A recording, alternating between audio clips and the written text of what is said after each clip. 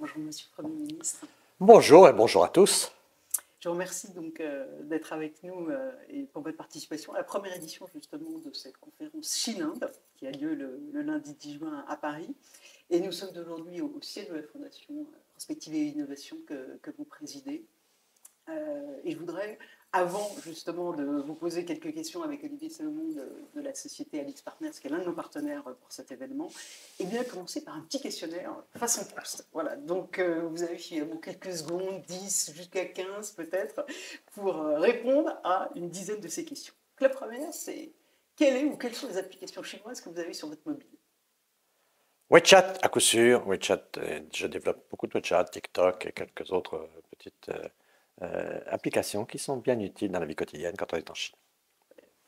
Vous rentrez justement tout juste de Chine. 3 mots pour résumer votre séjour. Paradoxe, paradoxe, paradoxe. C'est yin-yang, c'est des choses qui fonctionnent, des choses qui ne fonctionnent pas, mais une énergie fantastique et un peuple chinois qui reste vaillant et qu'il ne faut jamais sous-estimer. Alors, votre voisin du Poitou, les Vendéens, le Puy du Fou, est en Chine aujourd'hui. Oui, les Vendéens n'ont jamais eu peur de rien. Ils ont fait un développement formidable, sans autoroute, sans TGV, sans rien. Donc, aller parler de culture et de la révolution vendéenne en Chine, ça ne les arrête pas.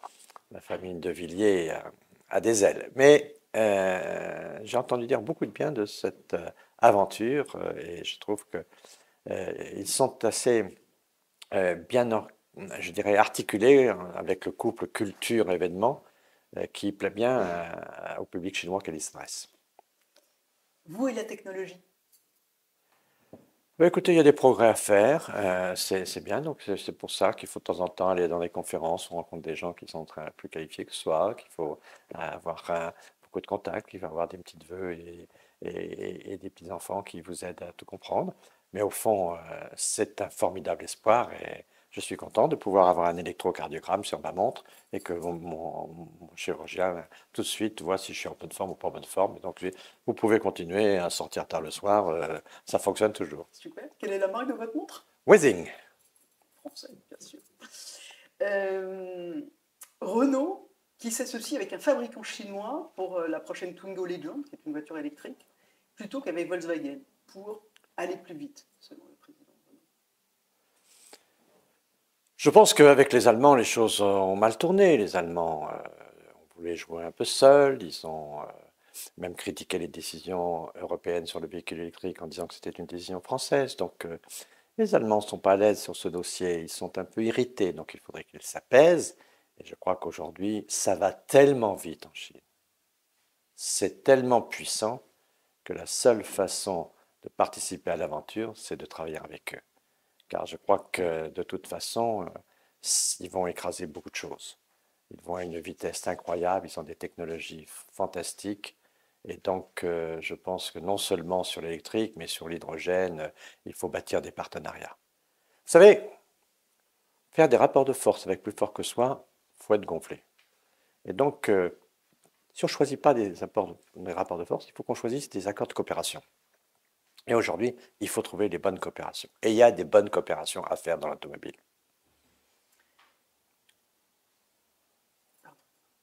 Si je vous dis l'envie d'avoir envie. Qu'on me donne l'envie d'avoir envie. Bien sûr, c'est la seule question qui compte aujourd'hui.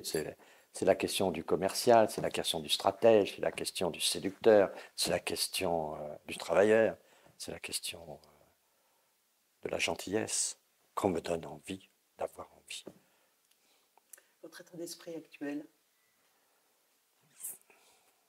Heureux, mais inquiet. Heureux parce que je suis d'un tempérament qui cherche tout ce qu'il y a d'objets et de satisfaction possible dans la vie, et inquiet parce que je vois le monde se crisper, je vois les idées se radicaliser, je vois la brutalité revenir, je vois que la violence et la guerre sont des sœurs jumelles, et je vois que finalement on rend la brutalité acceptable, on est en train de rendre la violence acceptable, et donc on dérive vers un non-sens. Votre podium français idéal, toutes disciplines confondues pour les prochains JO?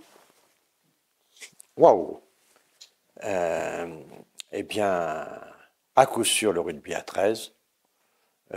C'est la médaille d'or qu'il nous faut. Je dirais l'équipe de volley, l'équipe de basket, le sport collectif. Le football, il faudrait peut-être qu'il gagne un peu de Podium, modestie. 3. 3. Or, argent, Ah, je croyais que c'était 3 médailles d'or. Ah non, allons-y pour 3 médailles d'or. non, 3 médailles d'or, c'était les trois sports collectifs que sont Les sports et les champions.